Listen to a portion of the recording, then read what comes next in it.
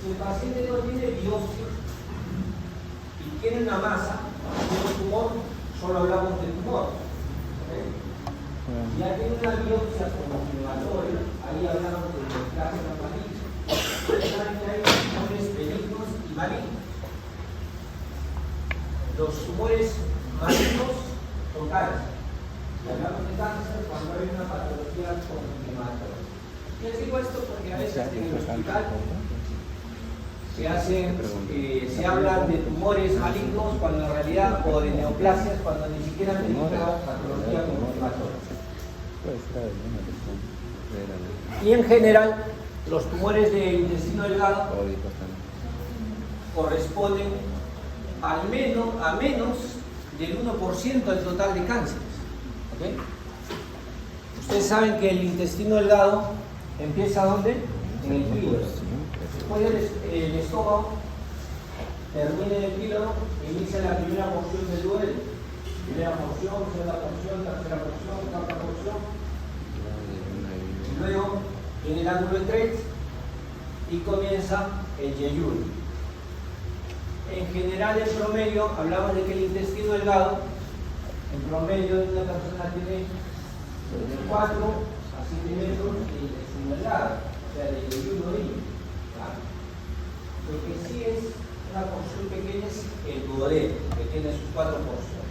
¿No? En la segunda porción, recordemos que desemboca la vía biliar, el colédoco, mediante la ampolla de Vater.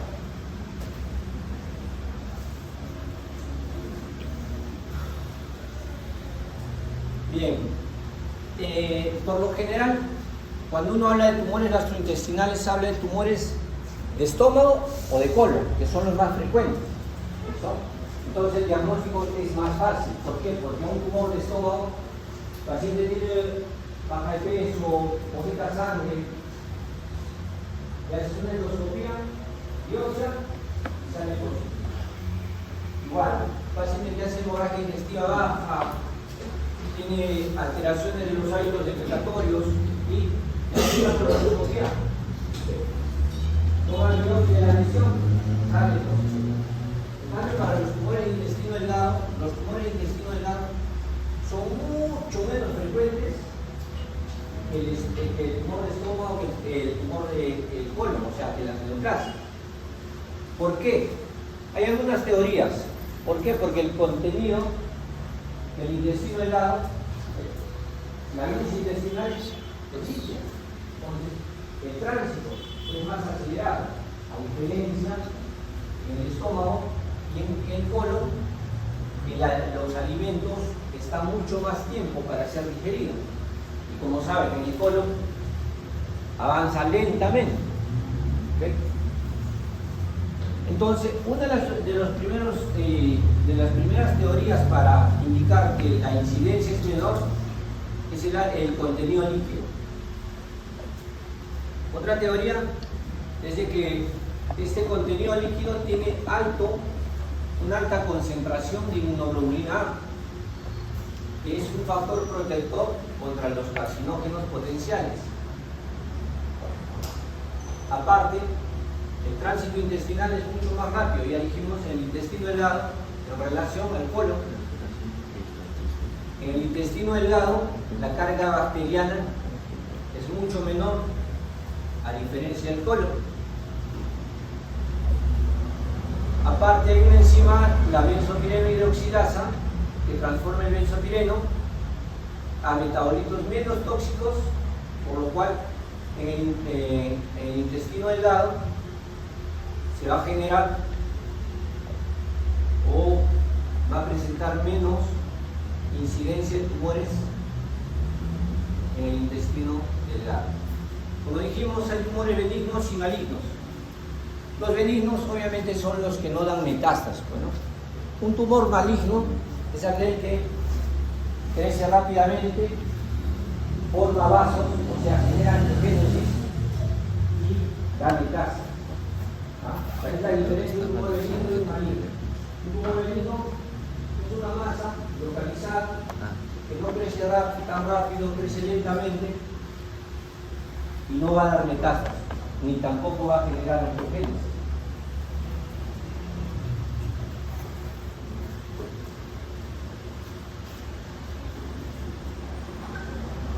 Bien, entre los tumores benignos más frecuentes tenemos los adenomas, leiomiomas, linfomas. Como saben, el adenoma proviene de una glándula, por eso es adeno. ¿Sí? El leiomioma del músculo y el linfoma de células adiposas. ¿Okay? Pero también hay otros tumores benignos, como los GIST, los hemangiomas, linfangiomas, neurofibromas, neurilemomas, ganglioneuromas y los amartomas. Seguramente ustedes cuando han estado en su rotación han escuchado hablar de los GIST. ¿Y los GIST son tumores benignos o malignos? ¿Qué saben? ¿Qué les han dicho sus profesores? ¿Por qué han leído ustedes? Los GIST son tumores estromales gastrointestinales. O sea, provienen del mesénquima. Ustedes me dirán, ¿cuál es el mesénquima? El mesénquima es el tejido que está fuera de la célula, que está entre célula y célula. Entonces los GIST, para que ustedes sepan, tienen un comportamiento incierto, porque algunos GIST se comportan como tumores benignos y algunos GIST se van a comportar como tumores malignos. Mientras más pequeño es el GIST, el comportamiento va a ser benigno. Mientras más grande es el GIST, la posibilidad de comportamiento maligno es mayor. Aparte se habla de que el GIST tiene un índice de proliferación celular. Cuando te operan un GIST, el patólogo saca un índice de proliferación celular que se llama KI. Si el KI es menos de 12%, va a tener un comportamiento benigno. Si el KI es más de 12%, el comportamiento va a ser como un tumor maligno. Cuando hablamos de hematomas, hablamos de algunas condiciones como el síndrome de Peutz-Jeghers, poliposis juvenil difusa, el síndrome de Cowden, el síndrome de bronquitis canaria. Y los tumores malignos a la cabeza, el adenocarcinoma. Otros, los tumores carcinoides, los linfomas y los GIST.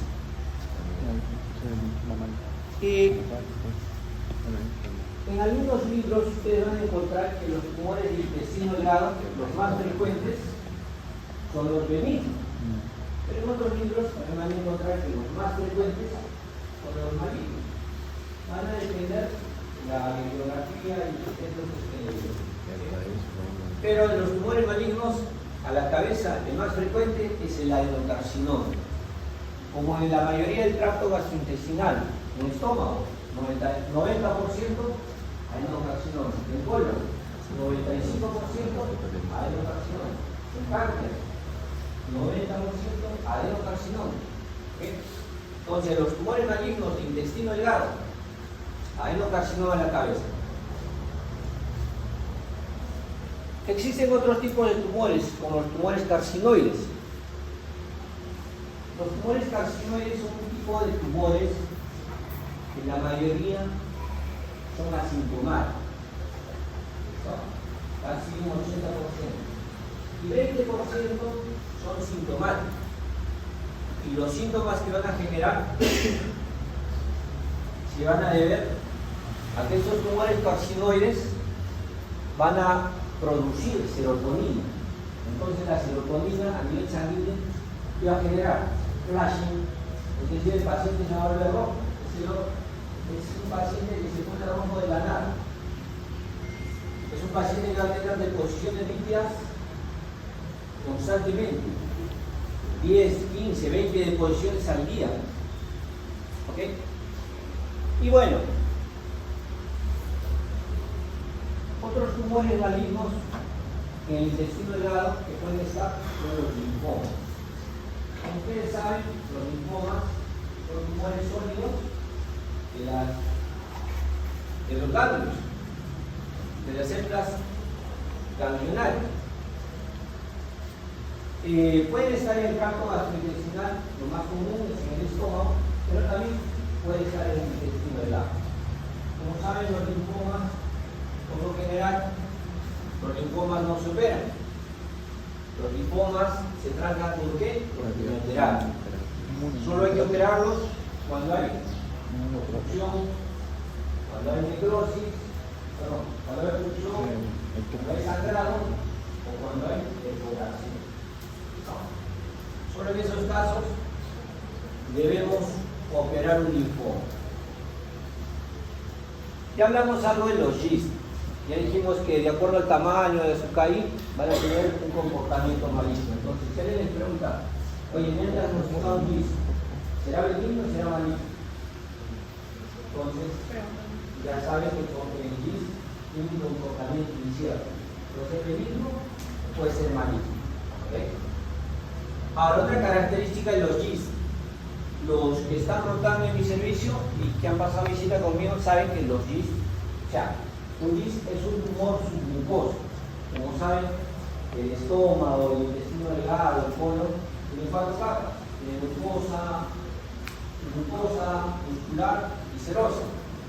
Entonces, los GIST, no sé, cuando se biopsian, normalmente salen negativos. O sea, si tú tienes un GIST en el estómago, le van a hacer biopsia, te dicen, señor, hemos encontrado un tumor, te hacen la biopsia y la biopsia sale negativa. Entonces el paciente dice, no, he hecho mal la biopsia. No, probablemente es ¿por qué? Porque el tumor es mucoso. Hagan de cuenta que el tumor se queda en cemento, no es en la pintura. Entonces el gastroenterólogo entra con el endoscopio, usa un aumento de la mucosa, pero no se introduce a las mucosas. Por eso es que la mayoría de biopsias de GIST pueden hacer de 5, 10, 15 biopsias y todas van a salir negativas. ¿Okay? Obviamente en el intestino delgado es difícil hacer el diagnóstico. ¿Por qué? Porque a lo más el endoscopista va a llegar al estómago. Si es que tú deseas, le vas a pedir una duodenoscopía al paciente, pero no va a progresar más abajo. O igual, pides una colonoscopía, ingresa por el recto, sigmoides, colon ascendente, ángulo esplénico, transverso, ángulo hepático, colon ascendente, el ciego, y progresa a lo más 10 centímetros del líneon terminal. Entonces hay un gran segmento del intestino delgado que se queda sin estudiar. Pero ahora vamos a saber cómo podemos sospechar de un paciente con un tumor de intestino delgado. Ojo, que en el intestino delgado también puede ser asiento de metástasis, ¿okay? De tumores del testículo, de la piel, etc. Como saben, medicina es el mundo de las posibilidades. ¿Sí? Ya dijimos que el adenocarcinoma es el más frecuente, están los linfomas, está el tumor carcinoide, los sarcomas, metástasis como el melanoma. La clínica va a ser variada. O sea, no hay un síntoma o un signo que te diga, oye, este paciente tiene un tumor de intestino delgado. Por lo general, va a ser un paciente que puede tener diversas sintomatologías, diversos signos. Puede presentar signos tan activos como el dolor, como los vómitos precoces, como una obstrucción intestinal alta o media, puede presentar dolor abdominal. Ya les dije, vamos a sospecharlo que es maligno por el paciente que tiene baja de peso cuando el índice de hemoglobina baja. ¿Okay? Pero también hay tumores benignos que se van a comportar o que van a asemejar baja de peso, anemia. Entonces el paciente puede tener una hemorragia digestiva alta, una hemorragia digestiva baja, puede presentar vómito con sangre, puede presentar vómitos biliosos, vómitos alimentarios. La sintomatología va a ser diversa. Puede tener una distensión abdominal en el abdomen superior. Es un paciente que ha bajado de peso, le hacen endoscopía alta, como dijimos, negativo, le hacen endoscopía baja, negativo, le hacen una tomografía y ahí en la tomografía ven que hay una masa. ¿Okay? ¿Y cuál es el problema? Que no se le puede biopsiar. Al no ser abordable con endoscopía o con la colonoscopía, porque no tenemos un diagnóstico, solo vamos a tener la presunción a la evidencia de una masa en el intestino delgado. Por favor, delegado, puedes sentarte y allá y ir avanzando. Entonces, la sintomatología va a ser diversa. Ya dijimos, es un diagnóstico casi de exclusión. Avanza, por favor. Siéntate, lo toma siempre. Entonces, si el tumor está localizado en el duodeno, podemos pedir al gastroenterólogo que nos haga una endoscopía más una duodenoscopía para ver si está en la primera porción, segunda porción, tercera, cuarta porción. También podemos hacer una enteroscopía. ¿Qué es una enteroscopía? Es una endoscopía del intestino de realizar operaciones.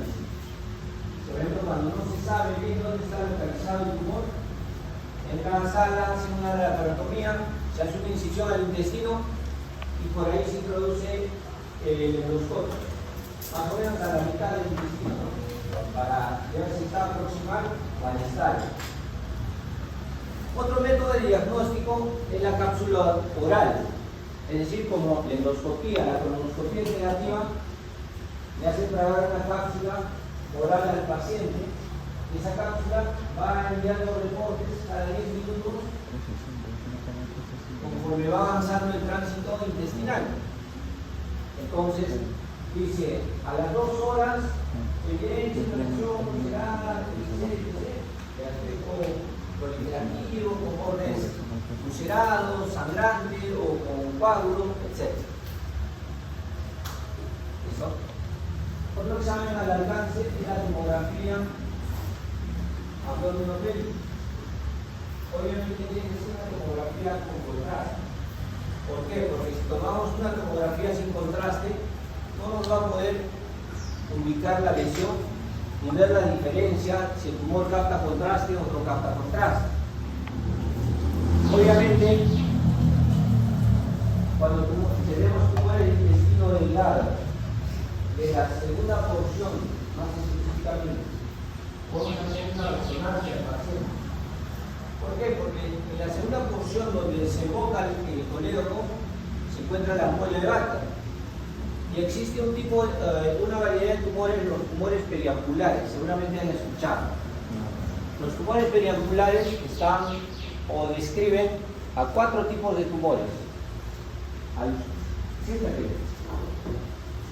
A los tumores del intestino, del duodeno, a los tumores de ampolla, a los tumores de cabeza de páncreas y a los del colédoco distal. Entonces, un tumor periancular va a encontrarse donde desemboca el conducto colédoco. Entonces, si yo le hago una endoscopía, voy a ver una lesión elevada, exofítica, que deforma la papila. Aquí, por ejemplo, están colocando un stent para que el paciente pueda drenar esta bilis. Esta es una resonancia magnética en corte coronal, la vesícula, la vía biliar, la vía biliar derecha, la izquierda, la confluencia, el cístico que se une, forma el colédoco y hay una dilatación. Y a este nivel hay un tumor. Entonces, para que pueda drenar la bilis de la vía biliar al intestino, es que colocan una endoprótesis interna. Eso lo hacen gastroenterólogos. Entonces, en ese tipo de tumores, en los tumores periampulares, en ellos va a ser necesario una resonancia, ¿okay? Para descartar que no sea un cálculo también. Ustedes saben que los cálculos en el colédoco también se pueden comportar como un tumor periampular. El tumor periampular, para la ictericia, baja de peso, anemia, obviamente cuando son malignos. La coleocolitiasis también puede generar, puede confundirse. Entonces, le hacen una resonancia y ahí vemos si es cálculo o es tumor. Obviamente, si usted me pregunta, doctor, ¿qué es más frecuente? ¿Los tumores o la coleocolitiasis? ¿Cuál es más frecuente? La coleocolitiasis.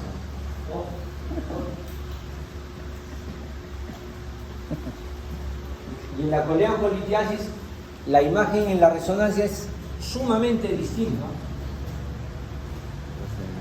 Se ve una imagen circular, oscura, a diferencia de aquí que vemos una lesión plomiza, tipo intensa.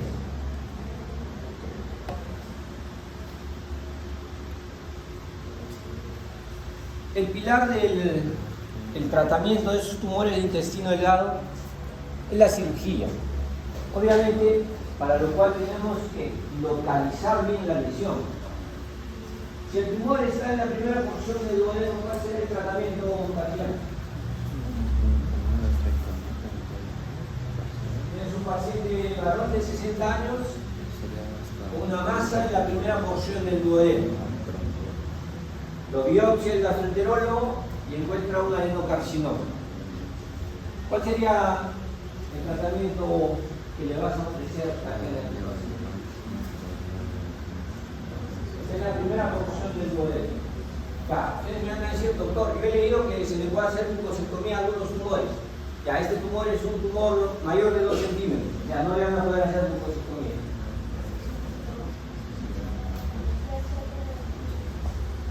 ¿No? Sí, es cirugía.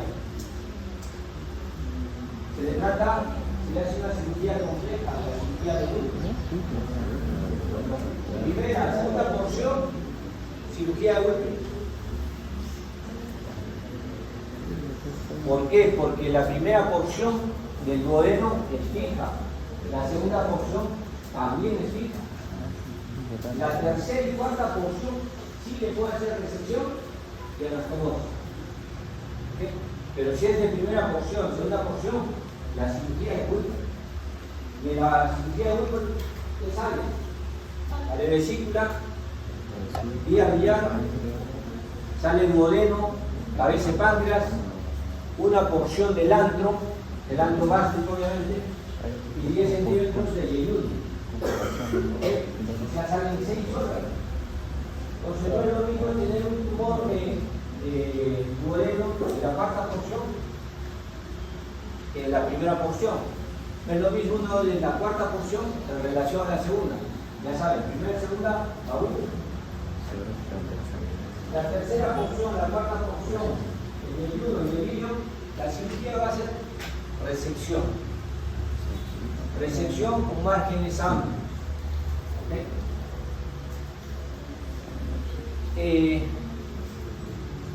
Se dice que el margen de sección por lo menos debe ser 10 centímetros aproximado y 10 centímetros a distancia. O sea, pero por lo menos se requiere 10 centímetros. Esta foto, estas imágenes, corresponde a un paciente del hospital, en el cual, como pueden ver en la tomografía axial, es una tomografía con contraste oral, en la cual en la fosa ilíaca derecha se evidencia una masa con bordes regulares, una masa heterogénea de contenido sólido, que como pueden evidenciar se encontraba más o menos a unos 40 centímetros de la válvula iliocecal. Como pueden ver, era una lesión esofítica, no estaba generando estenosis a nivel de la luz intestinal, pero igual se tuvo que resecar, ya les dije, 10 centímetros antes del tumor, 10 centímetros después, y luego se procedió a hacer la anastomosis lateral y finalmente la patología salió con un GIS. Como pueden ver, es un tumor grande, medía más o menos 9 por 8 por 7 centímetros. Recuerden que los tumores tienen 3 dimensiones: tienen una longitud, tienen un ancho y tienen un espesor. Avanza, por favor. La quimioterapia y la radioterapia son adyuvantes, ¿ok? Pero el control de la enfermedad de un tumor de intestino delgado se hace con cirugía. La cirugía es el pilar que hace el control local de la enfermedad. El pronóstico va a depender de la extensión, va a depender del compromiso, del momento de la detección, cuánto ha generado deterioro en el paciente y obviamente que el paciente tenga acceso a la salud. Porque si es un paciente que está en provincia, que es difícil acudir a un establecimiento de mayor complejidad, probablemente la enfermedad lo va a matar. Peor si es maligno. ¿Okay? Y algo que me gustaría que ustedes lo tengan en mente es que ya saben, si es un paciente mayor o joven, mayor de 40 años, trabajo de peso, que la niña tiene anemia, una endoscopía negativa, sospecha de un tumor de intestino delgado. La idea siempre es tenerlo como diagnóstico diferencial. Avanza, por favor. Como saben, mientras más temprano sea el diagnóstico, el pronóstico va a ser mejor para el paciente y la satisfacción también para nosotros.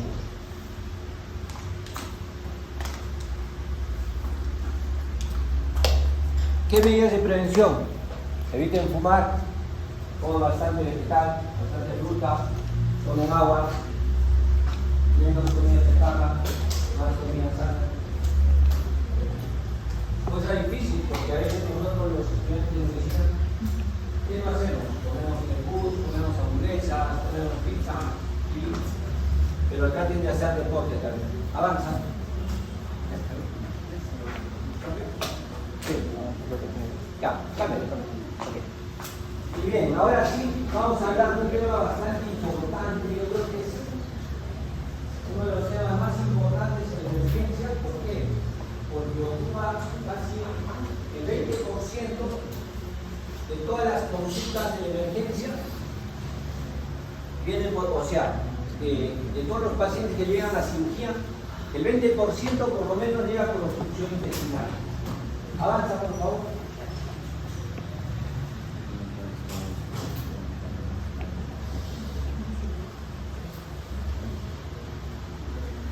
Avanza. Muy bien. Seguramente en la visita ustedes siempre han escuchado o comúnmente han escuchado hablar del término obstrucción intestinal, obstrucción o ILI. El día de hoy vamos a tratar de darles algunos conceptos para que sepan cuál es la diferencia. ¿Okay?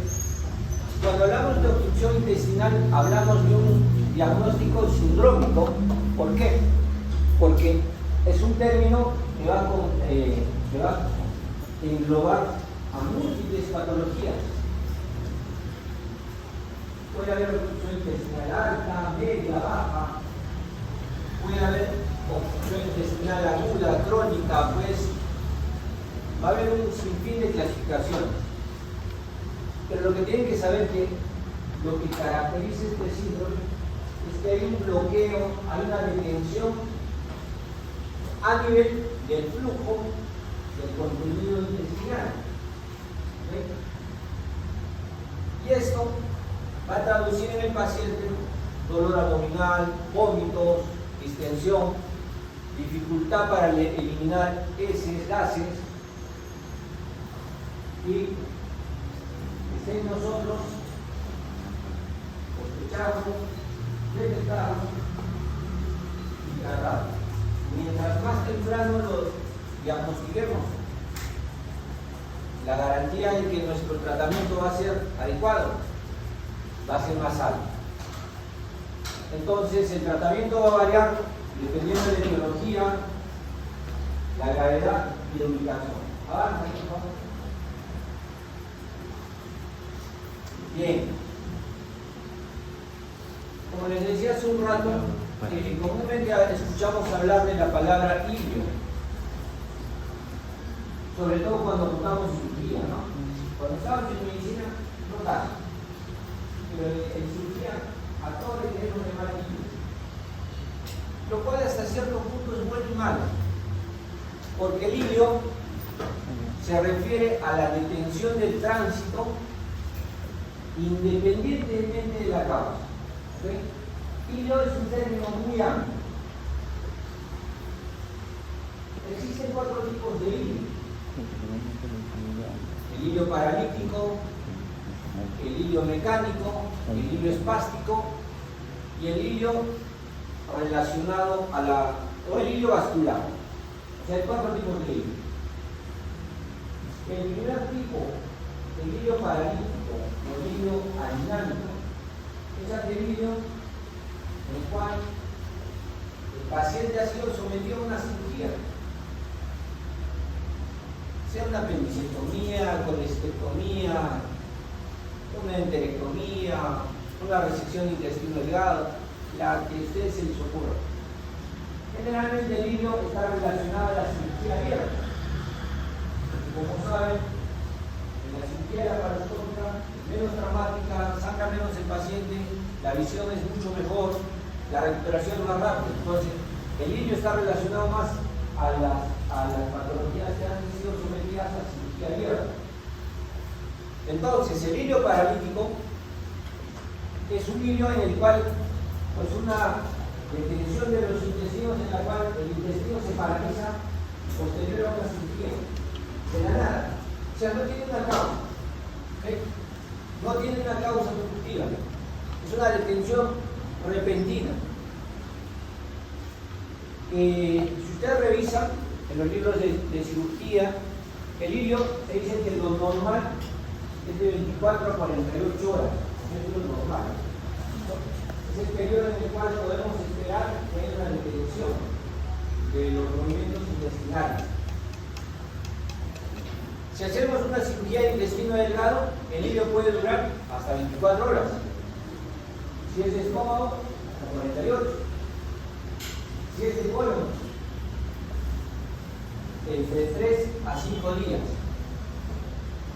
O sea, el ilio postquirúrgico es una detención abrupta, repentina, en el postoperatorio.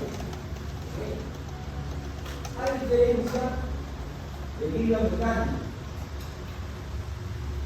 Este ilio mecánico sí tiene una causa orgánica, es la verdadera obstrucción intestinal, también llamado ilio obstructivo, ilio mecánico o ilio dinámico. El término obstrucción intestinal denota a un ilio obstructivo.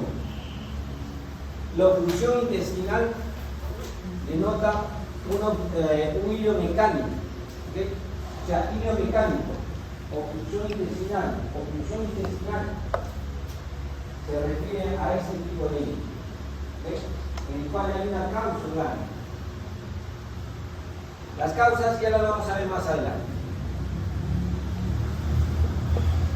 El ilio metabólico o espástico es el que está relacionado a las hemofilias, intoxicación por metales, a la hipocalemia, a la uremia. Y el ilio vascular es aquel relacionado a la isquemia intestinal. Cuando hablamos de isquemia intestinal, nos estamos refiriendo a un paciente mayor, cardiópata, que tiene un trombo en la arteria o en la vena mesentérica superior o en la inferior. Si tiene un trombo en la vena, la isquemia va a ser más lenta, el cuadro va a ser más largo.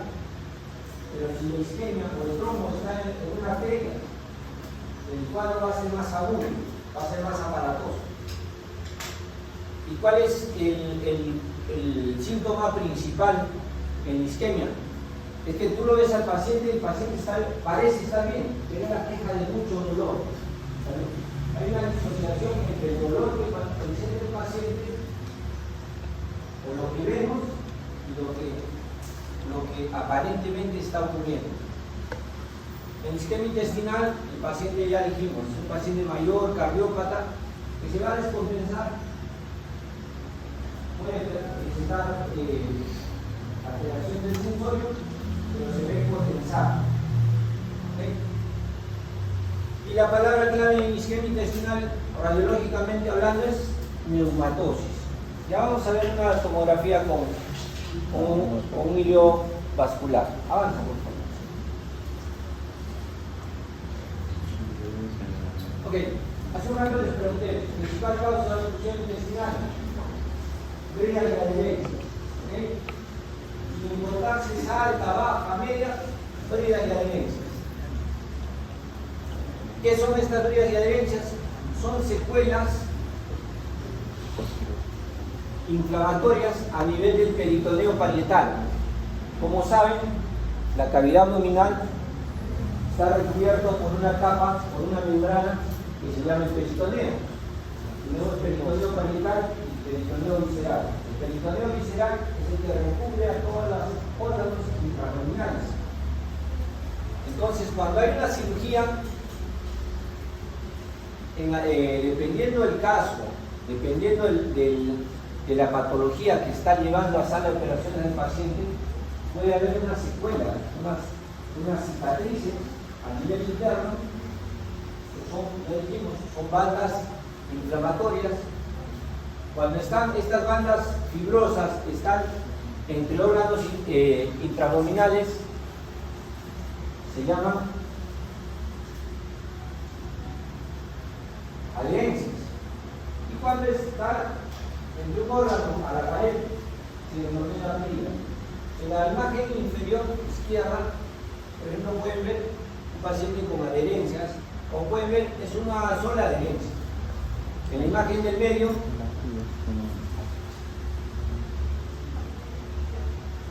se está operando un paciente con brida. Ahí se ve mejor, ¿no? En relación, comparen este paciente con este paciente.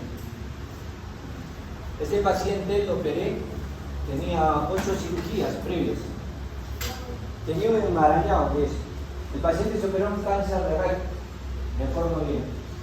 Imagina, cáncer de recto inferior, por radioterapia, en el abdomen, tenía antecedentes quirúrgicos de colecectomía abierta, penetración de múltiples. Era su 7ª cirugía la que yo había realizado.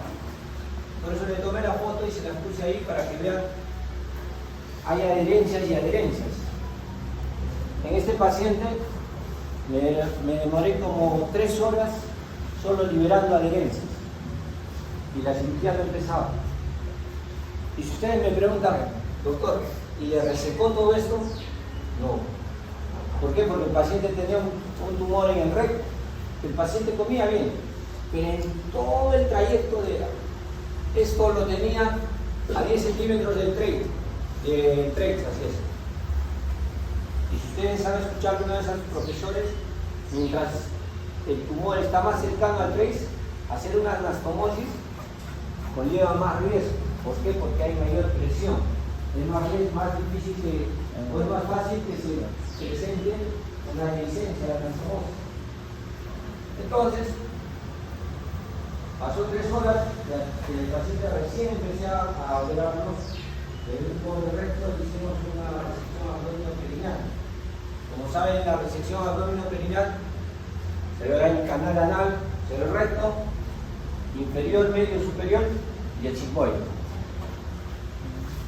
Pero volviendo a nuestro caso, bridas como estas se solucionan por vía de la laparoscopía fácilmente.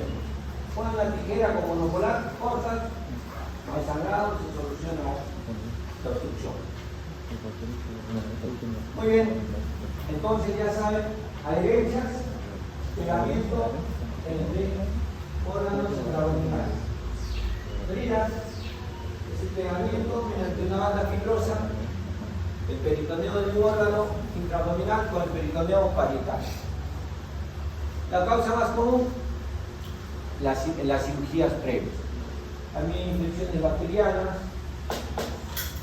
hay una infección en las mujeres originada por la Neisseria y por clamidia, que genera bandas fibrosas a nivel del hígado. ¿Alguien se acuerda cómo se llama? Síndrome de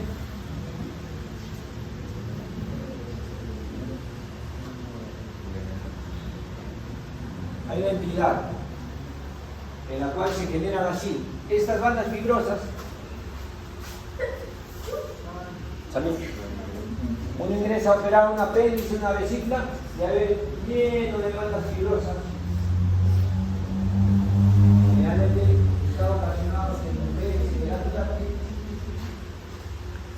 con alto nivel de infecciones a repetición por clamidia y por Neisseria. Entonces, no se olviden, heridas y adherencias, principal causa de obstrucción intestinal en general. Ocupa del 70 al 80%. Avanza, por favor. Otras causas del biomecánico son las hernias encarceradas o estranguladas. Como saben, cuando hablamos de hernias no complicadas y complicadas. Las no complicadas son las hernias reductibles y irreductibles. Las hernias complicadas, como esta, una hernia encarcerada, una hernia estrangulada, son verdaderas urgencias, es decir, el paciente tiene que operarse sí o sí, porque o hay obstrucción o hay compromiso vascular.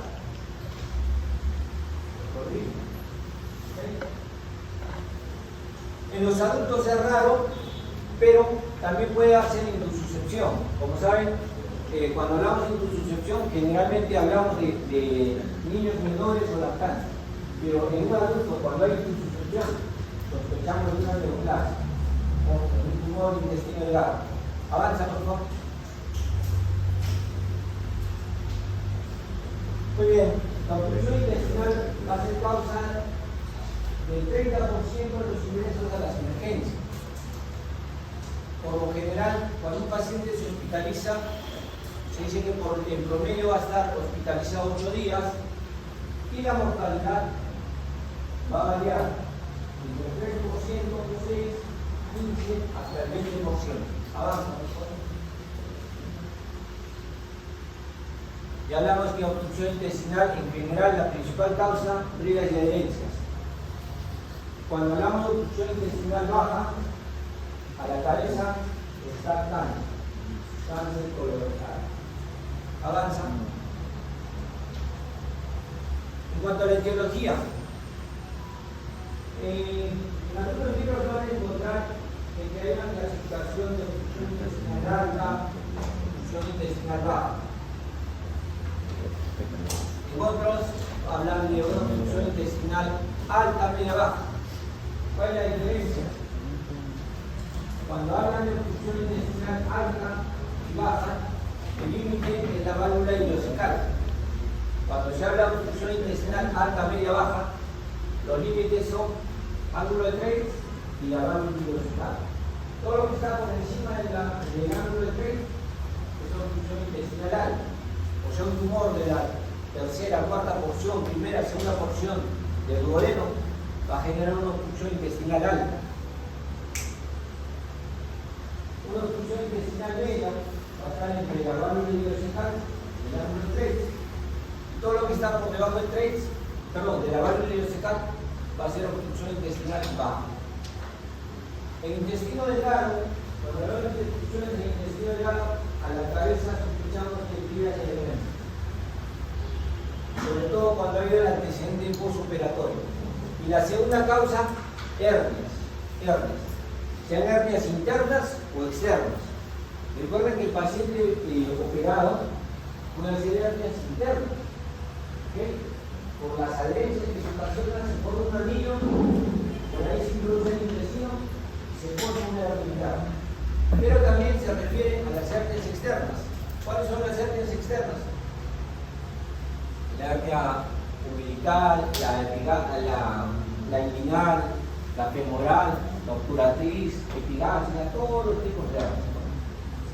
¿Okay? Y las neoplasias son las menos. Otra causa de obstrucción intestinal alta es el hilo biliar. Como saben, el hilo biliar es una entidad en la cual la vesícula tiene un cálculo grande, la vesícula biliar tiene un cálculo grande. Este cálculo genera cuadros a repetición, cólicos a repetición, en la cual hay una inflamación y una fístula entre la vesícula y el duodeno.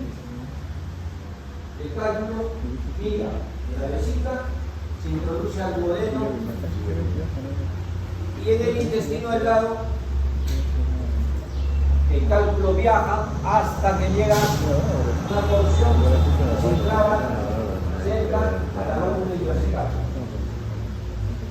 Y luego ahí ocasiona una obstrucción intestinal alta. En el intestino grueso, las causas, ya dijimos, a la cabeza, cáncer de colon. Pero esto va a variar, depende del lugar donde está. Si se van a la sierra a hacer su internado, en las épocas de cosecha de papas, entre abril, mayo, junio, en las emergencias abundan los casos de polvo. Entonces, la segunda causa de obstrucción intestinal baja, polvo. ¿Polvo de qué? De sigmoides. Otra causa de obstrucción intestinal baja, la diverticulitis. Recuerden, pacientes varones o mujeres mayores de 40 años con dolor en fosa ilíaca izquierda, hay que sospechar de diverticulitis. La diverticulitis es un cuadro semejante a la apendicitis, pero en el lado izquierdo. Entonces, sospechamos de diverticulitis en un paciente mayor de 40 años, pero con dolor en hipogastro o en fosa ilíaca izquierda. Otras causas de obstrucción intestinal son las masas, los tumores intraabdominales, tenemos los tumores abdominales, tumor de riñón, de vejiga, están los abscesos, hematomas, tumores congénitos como las atresias, estenosis. ¿Se acuerdan qué es el divertículo de Meckel? Divertículo de Meckel.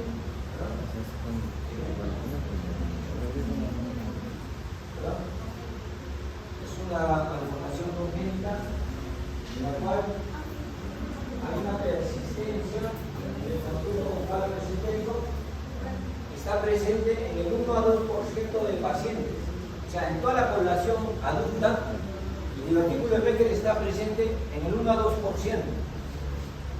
Si yo como cirujano entro a operar un paciente, un cuadro compatible a apendicitis, y la apéndice está rosadita o pálida, mi obligación es ver que el paciente no tenga un divertículo. ¿Por qué? Porque el divertículo se encuentra en general a 70 centímetros de la válvula ileocecal. Entonces, el divertículo también se puede inflamar, se puede romper, puede generar sangrado, pero obviamente son casos raros. Por Dios, yo llevo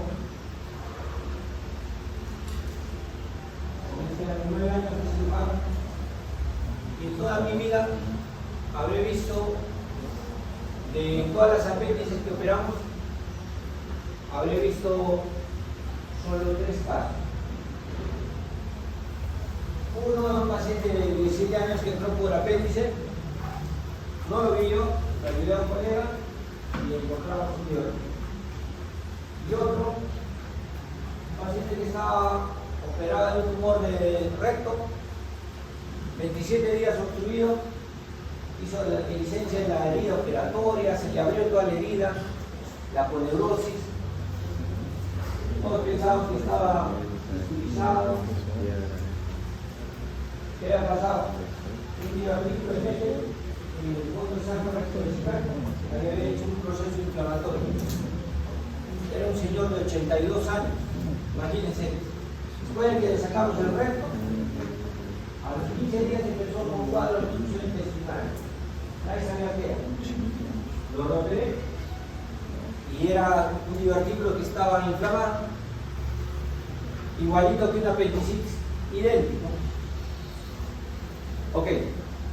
Otras causas de obstrucción intestinal alta, o en general, ¿no? Obstrucción intestinal, es la enfermedad inflamatoria intestinal. Cuando hablamos de enfermedad inflamatoria intestinal, hablamos de Crohn y de colitis ulcerativa. Otros procesos que pueden generar obstrucción son la radioterapia, los fármacos, los cuerpos extraños, el fecaloma, los fecalomas, los besoares. ¿Se acuerdan de ese besoar? Los besoares son cuerpos extraños que se introducen vía oral que pueden generar obstrucción intestinal. Me acuerdo que en pandemia una jovencita de 16 años había muerto su gato, más o menos en el 2021. Murió su gato y a medida que murió su gato, todos los días se comía un poco de su cabello. La cosa que al hospital iba cada 2 meses, estaba bien. Le hacía una tomografía y se ve que tenía un besoar con el miembro. Tenía toda la silueta gástrica. Sus cabellos ya estaban formando la silueta del duodeno. Imagínense cómo fue sacar eso. Ok. Y le generaba obstrucción intestinal, dolor, vómitos. Otras causas, la irritación intestinal y en las amas, la endometriosis. Sobre todo hablamos de endometriosis cuando la paciente ha sido sometida a una cesárea o previo a la cesárea. Avanza, por favor. Bien, ahí tiene la clasificación, ¿no? Alta, media, baja, alta y baja, aguda, crónica y las causas. Cuando hablamos de completa, es que el paciente vomita, ya no puede eliminar gases, no hace deposición. Incompleta, hablamos cuando el paciente tolera la vía oral, pero está distendido o elimina gases, pero que asiste con la distensión por los vómitos. Entonces, el paciente que se tiene que operar es un paciente que tiene una obstrucción intestinal completa, ¿okay? O sea que está 100% obstruido. Cuando hablamos de obstrucción intestinal alta, media, baja, la diferencia va a variar en los síntomas principales. En la obstrucción intestinal alta, el paciente va, su principal síntoma va a ser vómito. El paciente come, vomita, come, vomita. Ejemplo, paciente con cáncer gástrico en el antro, que se goza toda la luz. El paciente va a hacer un síndrome pilórico, come, vomita, come, vomita. El paciente ya no sabe qué hacer. Entonces hace una obstrucción intestinal alta. El paciente con un tumor en el duodeno, en la ampolla de Baker grande, el paciente come, vomita, come, vomita. Esos son ejemplos de obstrucción intestinal alta. Obstrucción intestinal media, el síntoma principal va a ser el dolor. El paciente va a presentar una distensión abdominal en el abdomen superior, o sea, del peso básico hacia arriba. Pero el paciente lo que más aqueja es dolor.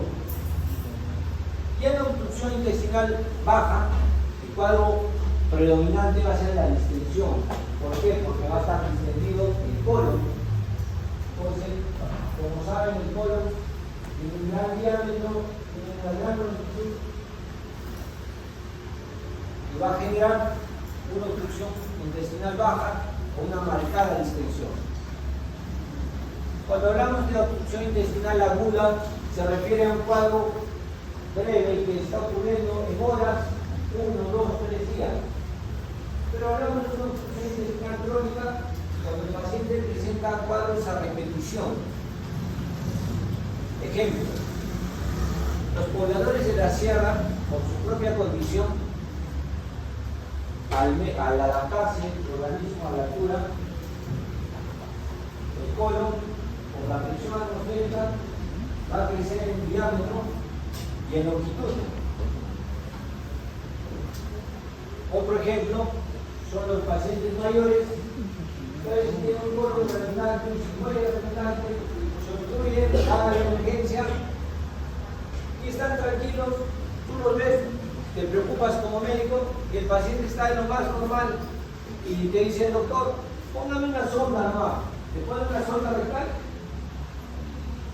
y se devolvula o se soluciona su rotación o su distensión. Entonces el paciente ya sabe, va y te dice doctor, ya con esta es la 11ª vez que vengo y el paciente no quiere operarse. La indicación está, pero él no desea, él o ella no desea operarse. Entonces el paciente es como obstrucción intestinal crónica. Avanza. Perdón. Antes de continuar, cuando hablamos de obstrucción mecánica, ileomecánico, hablamos de una obstrucción que tiene causas. Puede ser extrínseca, intrínseca o intraluminal. Intraluminal, ya hablamos, insuficción, líquido biliar, los besoares, cuerpos extraños, los tumores intraluminales. Okay. Causas intrínsecas, tenemos tumores primarios o metastásicos, el tumor carcinoide, el linfoma, el liomiosarcoma, el GIS, el metástasis de melanoma, hematomas, la radiación. Un paciente que ha sido sometido a radioterapia puede generar un cuadro de obstrucción intestinal. ¿Por qué? Porque la radioterapia va a producir, va a ocasionar un proceso inflamatorio a nivel de la serosa y va a generar una enteritis. Esta enteritis puede dar síntomas de obstrucción o puede dar síntomas de obstrucción, de una hemorragia digestiva baja. No sé si han escuchado, puede haber cistitis por radiación, igual, puede haber hemorragia digestiva baja por radiación. Otras causas extrínsecas, ya hablamos, adherencias, hernias internas, externas, los tumores retroperitoneales, los tumores del mesénquima, del diafragma, los pacientes que cursan con carcinomatosis, el tumor desmoide, los abscesos, la diverticulitis, los abscesos tubováricos, las pacientes que tienen enfermedad epitelitis inflamatoria, enfermedad trópica, tuberculosis, endometriosis. Avanza. Bien. La obstrucción intestinal en general va a iniciarse cuando por alguna causa, motivo, razón o circunstancia va a haber una obstrucción en el flujo del contenido y esta obstrucción va a generar, inicialmente va a generar un aumento en los movimientos intestinales. ¿Saben cuántos son los movimientos intestinales normales de ustedes? Su ruido, si no hay ya. 5 a 8. ¿Qué te dice? ¿Perdón? Hasta 30. Es variable, ¿no? Va a depender de persona en persona. El promedio de 5 a 8, pero algunos libros también dicen hasta 30. Sería bueno que ustedes agarren un estetoscopio, se lo pongan al abdomen y escuchen. Por lo menos van a escuchar más de 10 ruidos Israel. Obviamente un paciente que está con diarrea, con deposiciones líquidas, los ruidos Israel van a ser 30 o 60. Y obviamente porque el intestino no solo se mueve en una sola porción, sino en varias porciones a la vez. Entonces, inicialmente cuando hay obstrucción intestinal, cuando hay un stop, aumentan los movimientos intestinales. Y ahí, al escuchar, ¿qué vamos a sentir? Ruidos de lucha. Conforme pasan las horas, llega un momento que el intestino, hacer tanto esfuerzo, se cansa y ya hay una detención del movimiento intestinal. O sea, ya no se mueve para nada. ¿Y qué ocurre? Va a iniciar a aumentar el contenido intestinal, va a aumentar el peristaltismo y a la larga, ya dijimos, va a generar tanta distensión y va a haber parálisis intestinal. Va a haber alteración hidroelectrolítica, se va a generar un tercer espacio, va a haber translocación bacteriana y por último puede llegar a la isquemia y a la necrosis. ¿Ok? Avanza.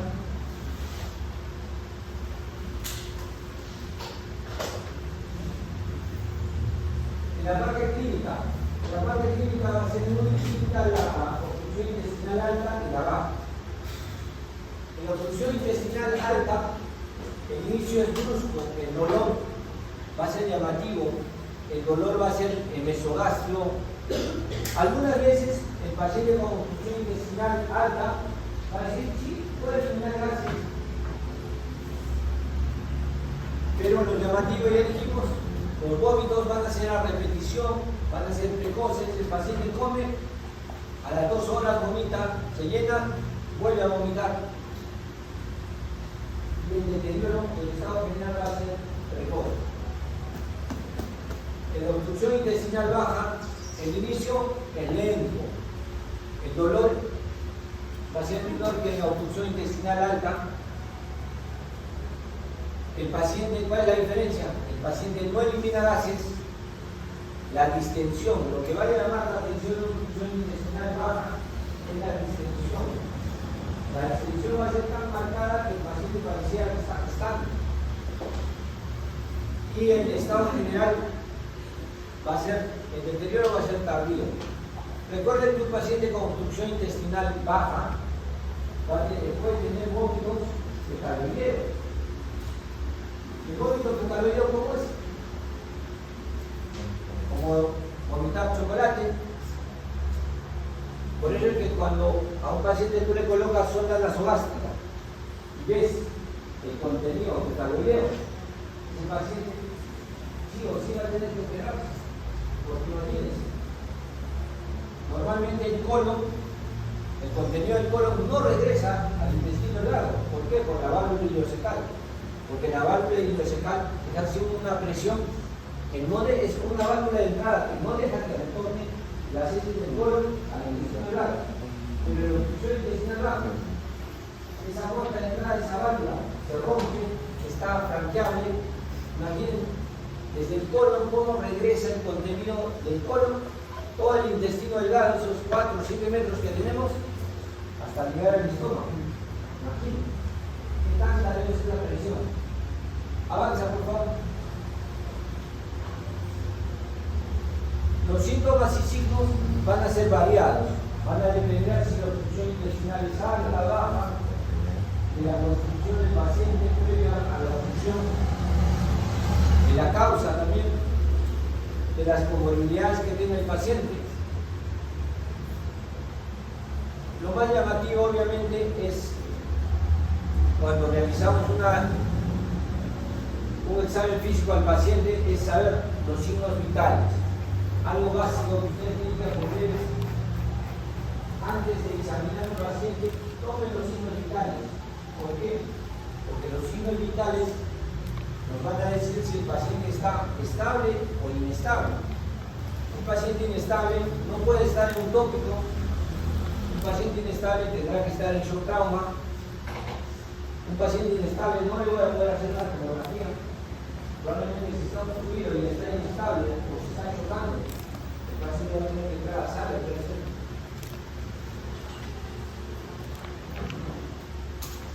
Entonces, antes de explorar a mi paciente, de realizar el examen físico, tengo que saber los signos vitales, los constantes vitales.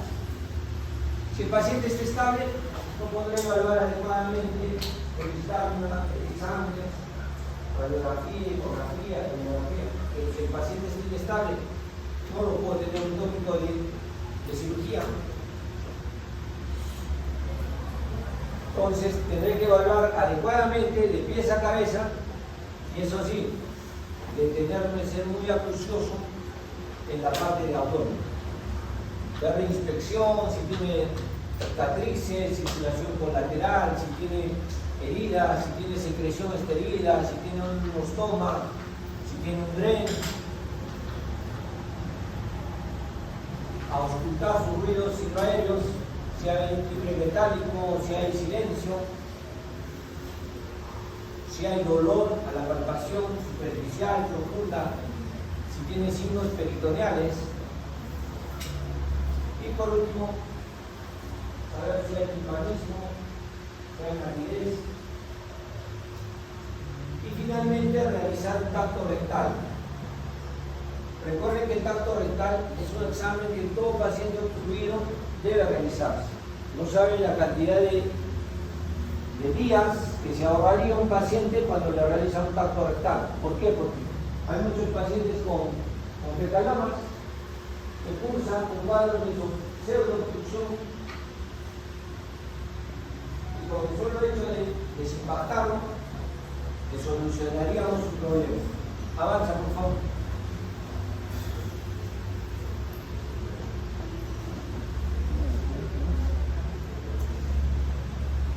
Ya dijimos que en frecuencia la obstrucción de intestino delgado es más alto, un 70%, y la obstrucción de intestino grueso es menor.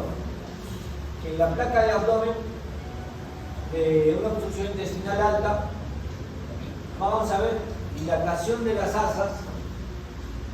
No puede haber aire en la ampolla rectal, a diferencia de una obstrucción intestinal baja, va a haber aire en el colon, pero no hay aire en la ampolla rectal.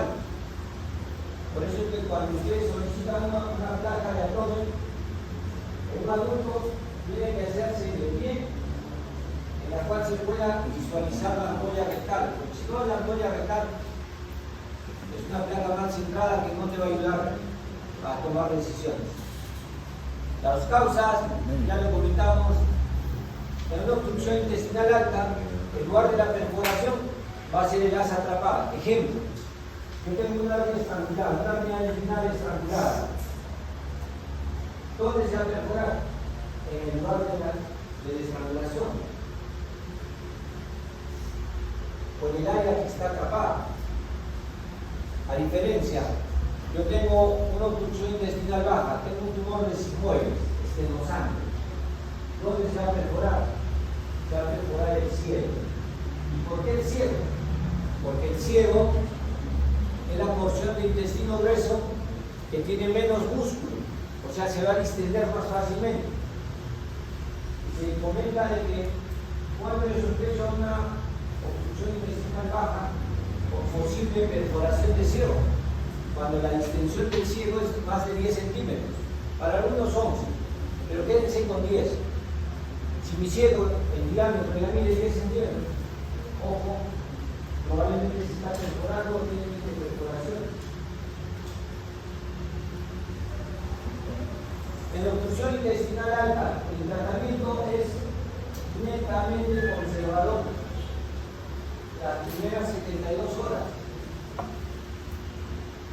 A diferencia de la obstrucción intestinal baja, ejemplo, un tumor estenosante de sigmoides, no lo voy a observar.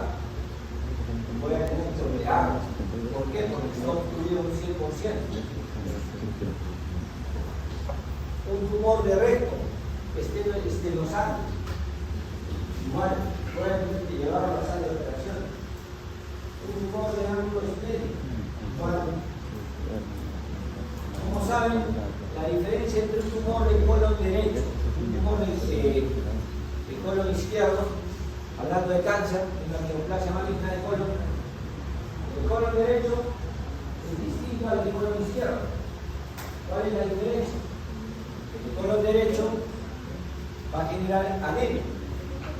En cambio, el de colon izquierdo va a generar obstrucción por estenosis. Va a generar heces con sangrado, o sea, va a sangrar. Y también va a generar alteración en el hábito respiratorio del paciente. Las heces van a estar más pequeñas, asfixadas, o en el peor de los casos, solo va a botar poco. Entonces, cuando hablamos de una obstrucción intestinal alta, el tratamiento mantenga un conservador. ¿Cómo? LPO, sonda nasogástrica, hidratación. Si hay signos de sepsis, ahí recién tendré que colocar antibióticos. Avanza, por favor. En un paciente obstruido, ¿qué examen le debo solicitar? Lo básico. Hemograma, glucosa, creatina, sodio, potasio.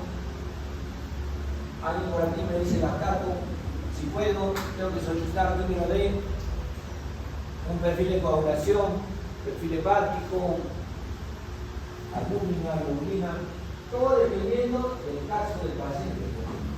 Si es un paciente que ha bajado de peso, está sangrando, tendré que dividirme y pensar que es un cáncer, ¿verdad?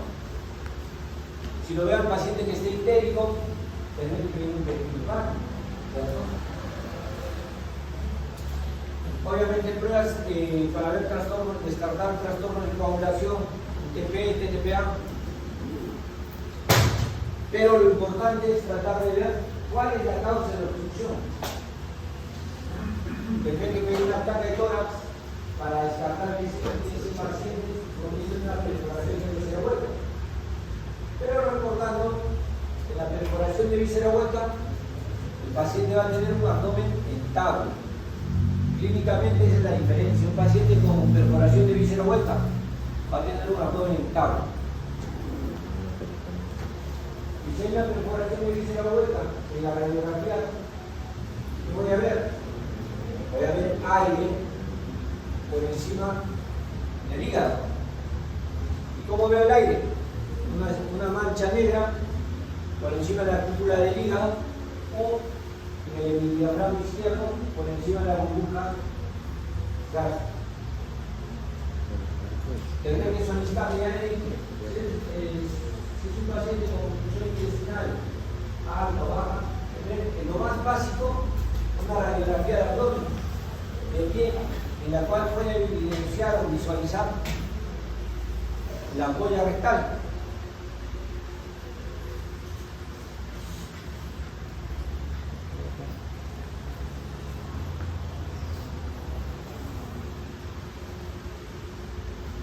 En la placa del medio, por ejemplo, se ve la silueta de todo el marco colónico. Salud. Y a nivel de la ampolla rectal, como pueden ver, hay aire. No se ven niveles. Dependiendo del caso, si yo tengo un paciente con una masa a nivel inguinal que tiene cambios de coloración, ¿qué examen le tendré que pedir? Tengo una masa inguinal con cambios de coloración, le tendré que pedir una ecografía doble.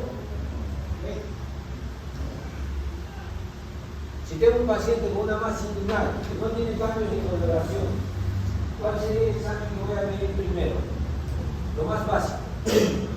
Ya, jóvenes, un paciente de 50 años con una masa inguinal, dolorosa, que no se reduce, que está que vomita y tiene dolor. ¿Qué examen le pedirían?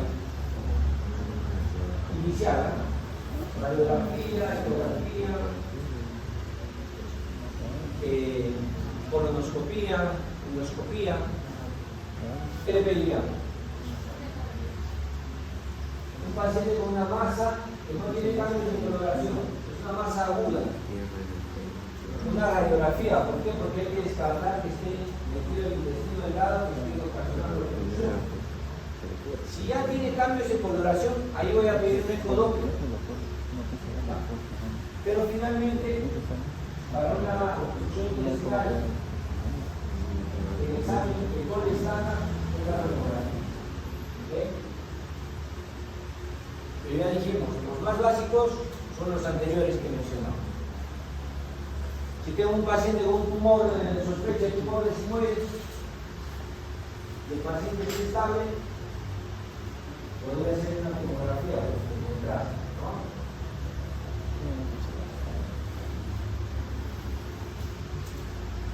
Si el paciente está 100% obstruido, tendré que llevarlo a sala. Pero si el paciente me dice, doctor, puede eliminar todo, puede eliminar gases, puedo hacer mi deposición, me molesta un poquito, pero el abdomen está plano, desflecido. Me daría tiempo para hacer una colonoscopía, una biopsia. Pero si el paciente está distendido, está vomitando, está tóxico, está con leucocitosis, tendré que llevarlo a sala. ¿Okay? Entonces son momentos distintos. Si el paciente elimina gases, podré pedirle una radiografía, un tránsito, solicitar un angiotem o una tomografía o una resonancia, dependiendo del caso. ¿Cuándo voy a pedir resonancia? Por ejemplo, en el recto.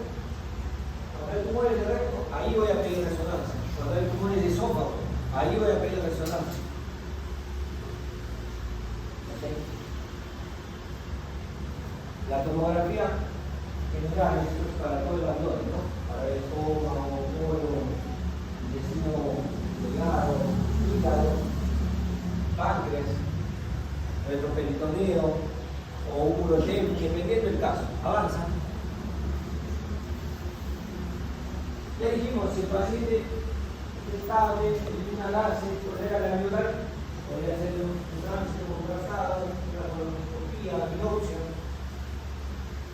Pero si el paciente está con distensión, leucocitosis, abdomen con ruidos hidroaéreos con timbre metálico, y le hago una tomografía con niveles hidroaéreos, el paciente tendrá que ir a sala.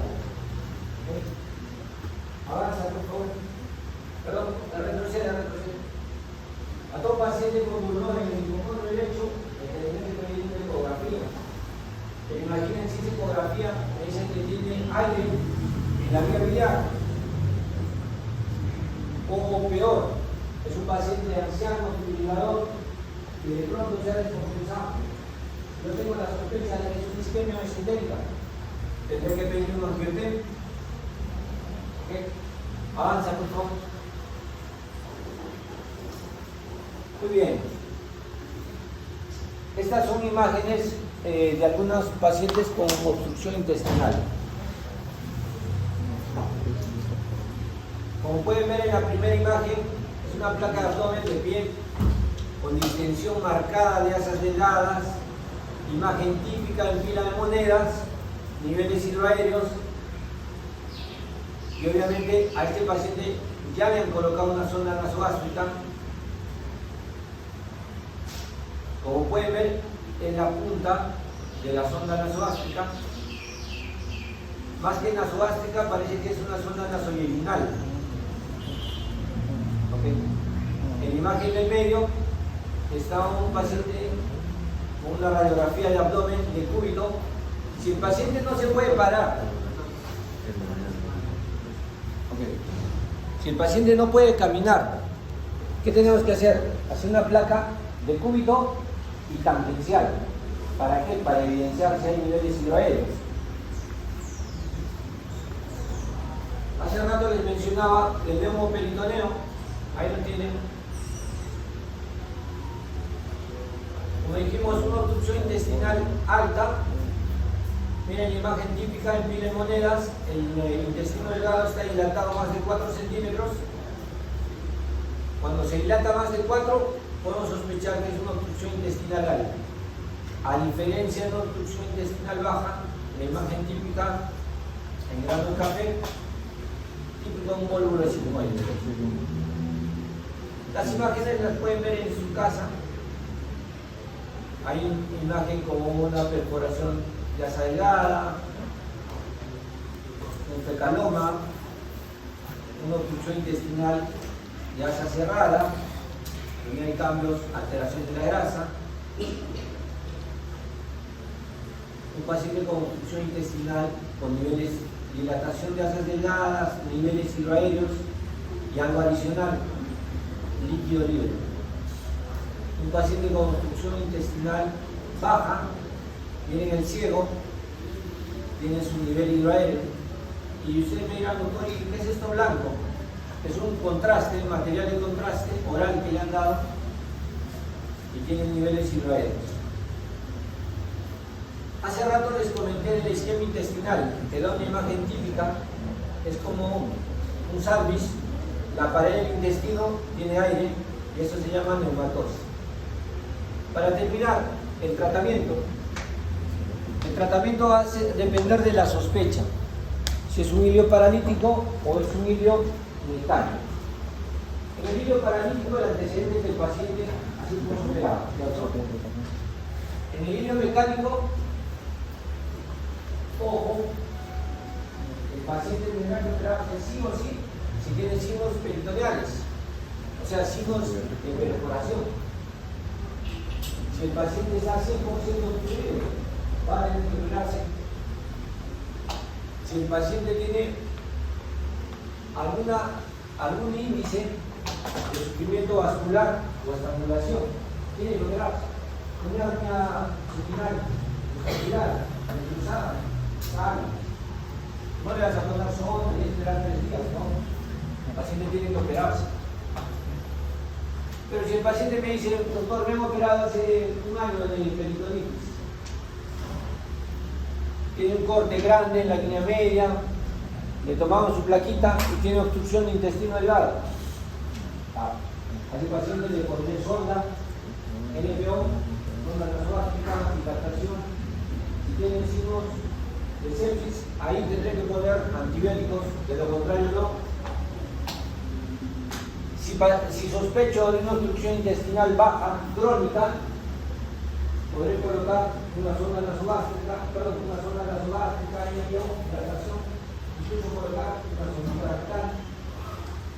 Ustedes me preguntarán, doctor, ¿cuánto tiempo puede estar una sonda rectal? Máximo 24 horas. Si sospechamos que es una obstrucción intestinal por adherencia, o sea, una obstrucción intestinal alta, el paciente debe estar con sonda nasogástrica 24, 48, máximo 72 horas.